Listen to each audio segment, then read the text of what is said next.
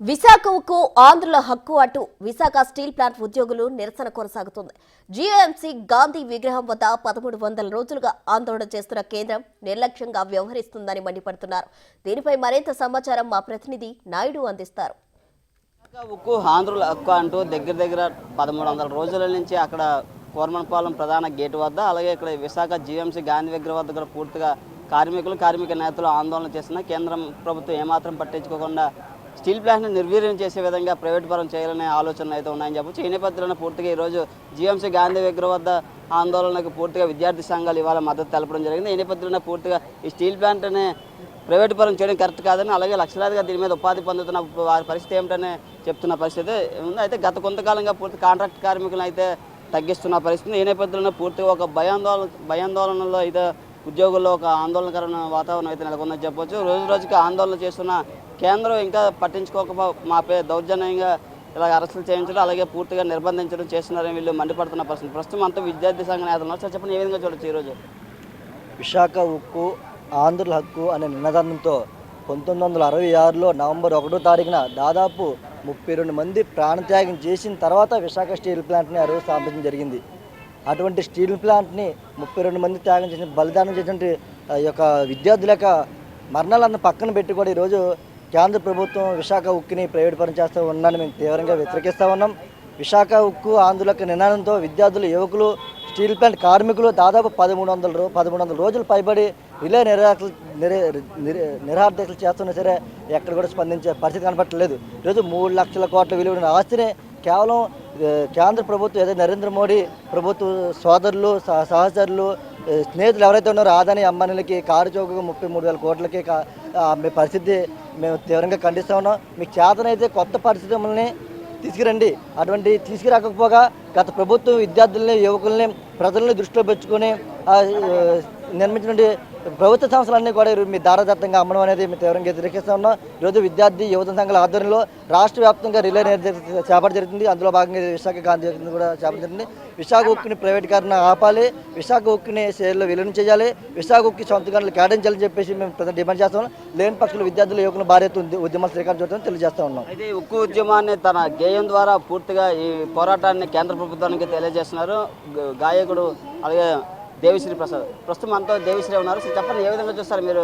పాటల రూపం ద్వారా ఉద్యమం ఏ విధంగా ముందుకు తీసుకెళ్ళబోతున్నారు? విశాఖ ఉక్కు ఆంధ్రుల హక్కని నినదించిన వారందరూ, విశాఖ ఉక్కు ఆంధ్రుల హక్కని నినదించిన వారందరూ, ఓరు దారిలో అసువులు బాసిన అమరవీరులు ఎందరో, ఓరు దారిలో అసువులు బాసిన అమరవీరులు ఎందరో, వారి త్యాగము ఏమాయనో పాలకులారా, వారి త్యాగము ఏమైనా పాలకులారా, ఆ త్యాగాలను తుంగలోకి తొక్కిందే మీరా, త్యాగాలను తుంగలోకి తొక్కిందే మీరా, అచ్చేదిన్నంటే మేము సంబరపడ్డాము, వచ్చేదిన్నంటే మేము సంబరపడ్డాము, వచ్చే దినము వచ్చిందని తెలుసుకోలేకున్నాము, వచ్చే దినము వచ్చిందని తెలుసుకోలేకున్నాము, మోడీ పాలనలో కేడీలా రాజ్యమా,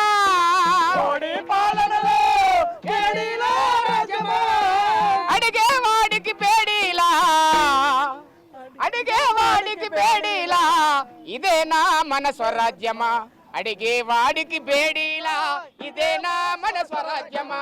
విశాఖ ఉక్కు ఆంధ్రుల హక్కని నినదించిన వారెందరో, దారిలో అమరులు రాసిన అమరవీరులు ఎందరో, ఎన్నేటి విశ్వనాథము అమృతరావు పోరాటం, ఎన్నేటి విశ్వనాథము అమృతరావు పోరాటం, గుర్తుకు రాలేదా ఈ పాలకులకు ఒకసారైనా, గుర్తుకు రాలేదా ఈ పాలకులకు ఒకసారైనా, ఈనాడు మోడీ అమ్మేస్తే ఊరుకొల్టమా, ఈనాడు మోడీ అమ్మేస్తే ఊరుకొల్టమా, కలబడి నిలబడి మనమంతా ఊరు జెండనే ఎత్తుదమా, కలబడి నిలబడి మనమంతా పోరు జెండనే ఎత్తుదమా, అమ్మేటందుకు వాడెవడు, కొనేటందుకు వీడెవడు, అమ్మేటందుకు వాడెవడు, కొనేటందుకు వీడెవడు, ఎవడబ్బా సొమ్మని వాడు విర్రవీగుతుండు, ఎవడబ్బా సొమ్మని వాడు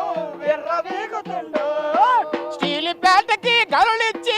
విశాఖ ఉక్కును కాపాడాలి. వెలుగొండకు గనులిచ్చి విశాఖ ఉక్కును కాపాడాలి. అందుకనే మనమంతా చేయి చేయి కలిపే నడవాలి. అందుకనే మనమంతా చేయి చేయి కలిపే నడవాలి. అందుకనే మనమంతా చేయి చేయి కలిపే నడవాలి. విశాఖ ఉక్కు ఆంధ్రుల హక్కు, విశాఖ ఉక్కు ఆంధ్రుల హక్కు, విశాఖ ఉక్కు ఆంధ్రుల హక్కు. అమ్మేటందుకు వాడెవడు, కొనేటందుకు వీడెవడు, అమ్మేటందుకు వాడెవడు. కొనేటందుకు వీడెవడు. ఈ నాయుడు గారు నాకు తెలిసి ఇక్కడ చాలా రోజుల నుంచి ఇక్కడ ఆందోళన చేస్తూ ఉన్నారు. ప్రజా గాయకుడిగా మా ప్రజానాట్య మండలితో పాల్గొని ఈరోజు కేంద్ర రాష్ట్ర ప్రభుత్వాలు స్పందించాలి, రాష్ట్ర ప్రభుత్వం కూడా స్పందించాలి, పవన్ కళ్యాణ్ గారు స్పందించాలి, చంద్రబాబు నాయుడు గారికి స్పందించాలి. ఎన్నికల ముందు ఒక మాట, ఎన్నిక అయిపోయిన తర్వాత ఒక మాట. అంటే వాడెక్కిన తర్వాత వాడదాకా వాడమనాలి, అది బోడిమాలయ్య అన్ని టైప్లో తయారయ్యి ఈ ప్రభుత్వాలు. కాబట్టి ఖచ్చితంగా నేను పాట ద్వారా ప్రశ్నిస్తా ఉన్నా, ఇప్పటికైనా కేంద్ర ప్రభుత్వం సరైన పద్ధతిలో స్టీల్ ప్లాంట్కి గనులు ఇచ్చి స్టీల్ ప్లాంట్ని అభివృద్ధిలో తీసుకురావాలని చెప్పి మేము డిమాండ్ చేస్తా ఉన్నాం.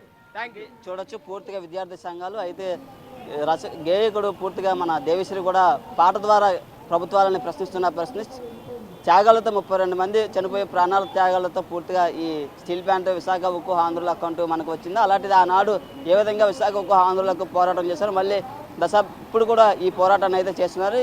3 సంవత్సరాలు పైగా ఈ పోరాటం చేస్తున్నా ఎందుకు కేంద్ర రాష్ట్ర ప్రభుత్వాలు పట్టించుకోవడం లేదని వీళ్ళు మండిపడుతున్న పరిస్థితి ఉంది.